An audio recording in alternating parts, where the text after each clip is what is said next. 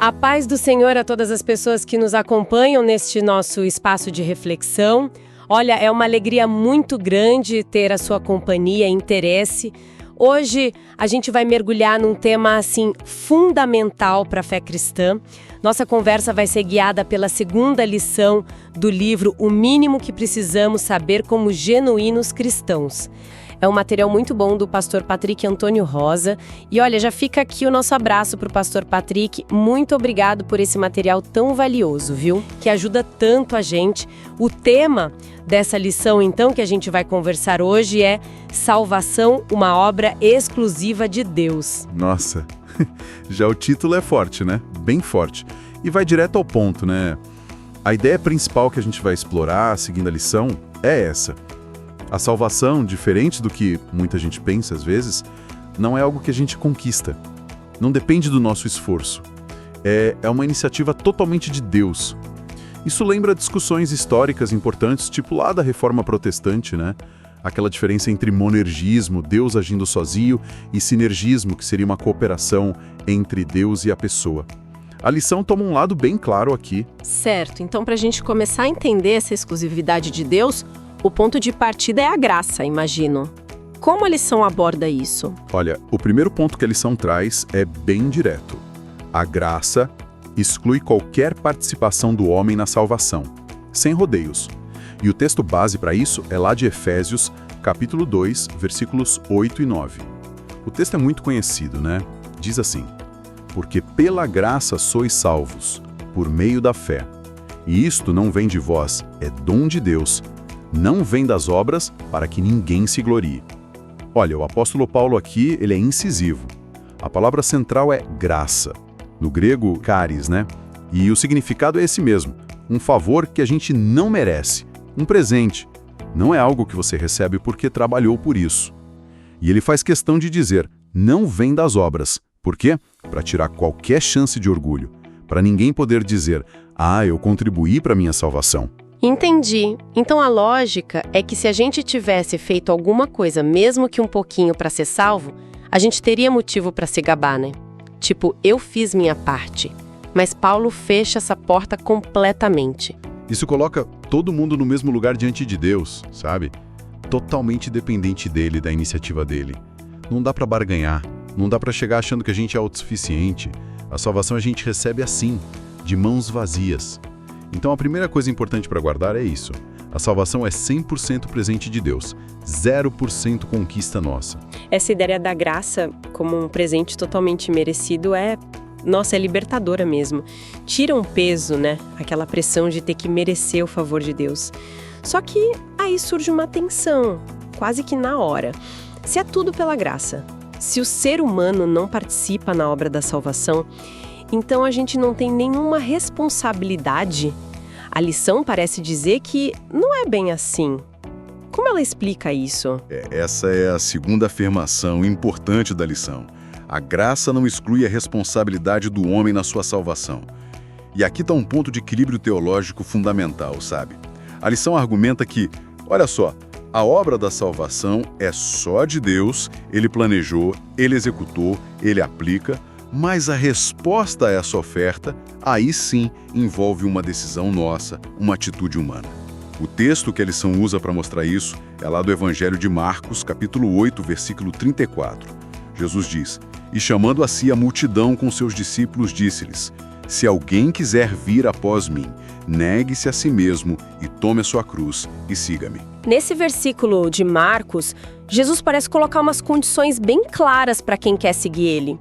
Não soa como algo passivo, né? Não mesmo. A lição analisa essa fala de Jesus e tira umas conclusões importantes sobre a nossa responsabilidade. Primeiro, repara na expressão se alguém quiser. Isso sugere que, ponto A, a salvação é condicional.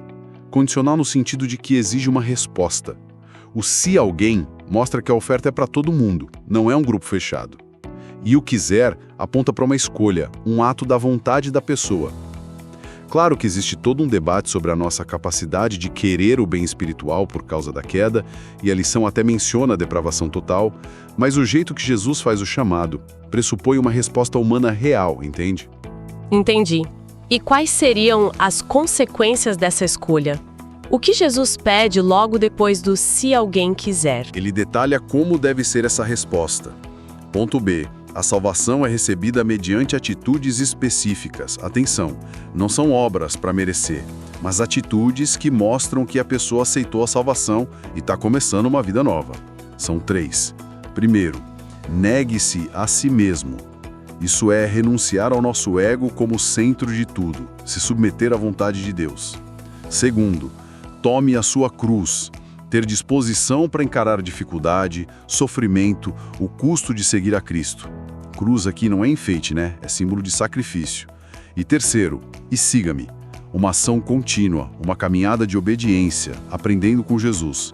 Não é só um evento isolado. Negar a si mesmo, tomar a cruz, seguir. Isso exige esforço, né? Disciplina, uma postura ativa da pessoa. Como que a gente junta essa exigência de esforço humano com a primeira afirmação de que a salvação não vem das obras e é um dom gratuito? Parece contraditório. É um paradoxo, sim, mas só aparente. E a lição tenta justamente harmonizar essas duas verdades. Sim, essas atitudes exigem esforço, decisão, perseverança. A lição não diminui isso. O ponto-chave, no entanto, é que esse esforço não gera mérito para a salvação. Por quê? Primeiro, porque a própria capacidade de responder positivamente ao chamado de Deus, a força para negar o ego, a coragem para pegar a cruz, a persistência para seguir, tudo isso, no fim das contas, é sustentado pela graça de Deus que nos capacita. A lição lembra de passagens como Atos capítulo 17, versículos 25 e 28, que falam que é em Deus que a gente vive, se move e existe. Nossa capacidade de responder vem dele. E segundo, é super importante diferenciar o ato de conquistar a salvação do ato de receber a salvação.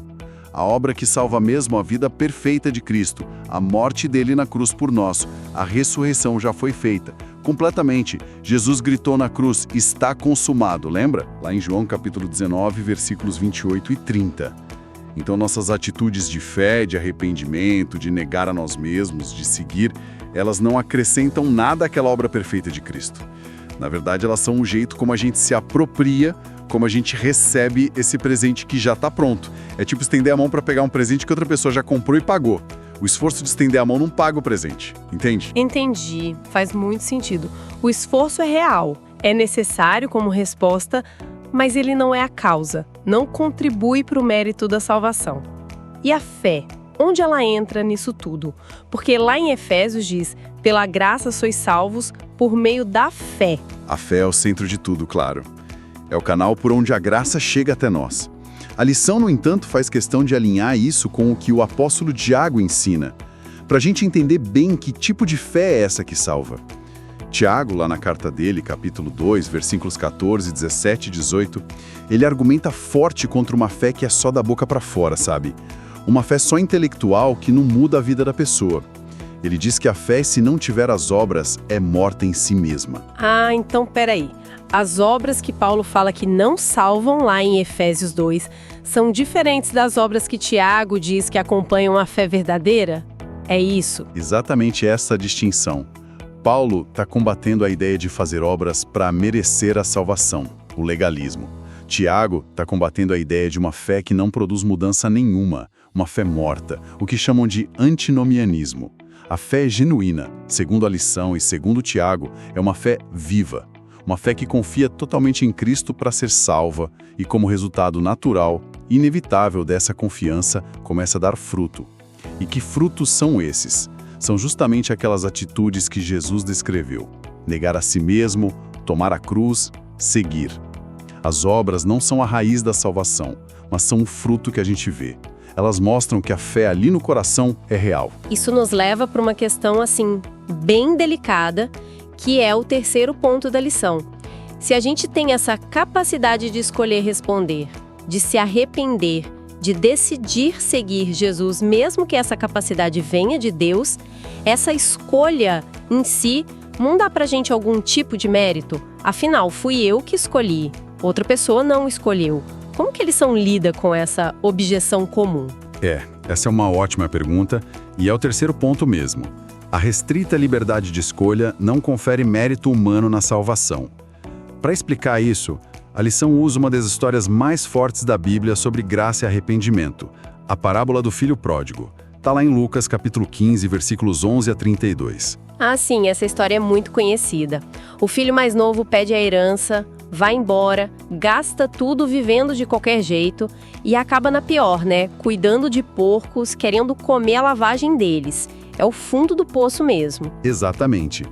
E nesse momento de miséria total, o texto diz que ele caiu em si, ele percebe o erro, lembra de como era bom na casa do pai e tomou uma decisão. Levantar-me-ei, irei ter com meu pai e dir-lhe-ei: Pai, pequei contra o céu e perante ti. Veja bem, ele planeja voltar e confessar.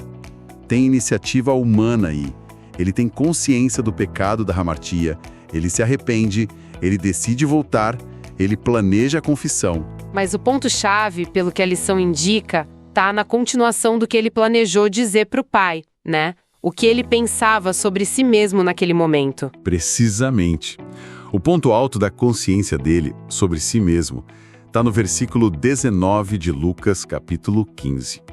Já não sou digno de ser chamado teu filho. Faze-me como um dos teus jornaleiros. Olha que coisa forte. Mesmo depois de tomar a iniciativa de se arrepender, de querer confessar, de decidir voltar, a convicção mais profunda dele era a de sua total indignidade. Ele não achava de jeito nenhum que o arrependimento dele ou a volta dele o qualificavam para ser filho de novo. Ele esperava, no máximo, ser aceito como um empregado, alguém que trabalha para se sustentar, e não um membro da família que vive pela graça do Pai. Nossa, que percepção poderosa. A própria pessoa que está exercendo a escolha de voltar reconhece que essa escolha não dá a ela mérito nenhum para pedir de volta o lugar que perdeu. A iniciativa foi dele, sim, mas a noção de mérito era zero. Exato. Onde que está o mérito em reconhecer que a gente quebrou a cara? Onde está o mérito em admitir que a vida longe do Pai é ruim e que a única esperança é voltar? Onde está o mérito em confessar a própria miséria? A parábola mostra isso de forma linda. Diante da graça, do amor absurdo do Pai que vê ele de longe, corre, abraça, beija, veste a melhor roupa, põe anel, faz festa, a única resposta que cabe ao filho é ficar quieto sobre qualquer mérito próprio e só aceitar maravilhado esse amor que ele não merecia. A escolha dele de voltar foi real, foi necessária, mas não deu dignidade a ele. Só colocou ele no caminho onde a graça do Pai podia alcançar e restaurar.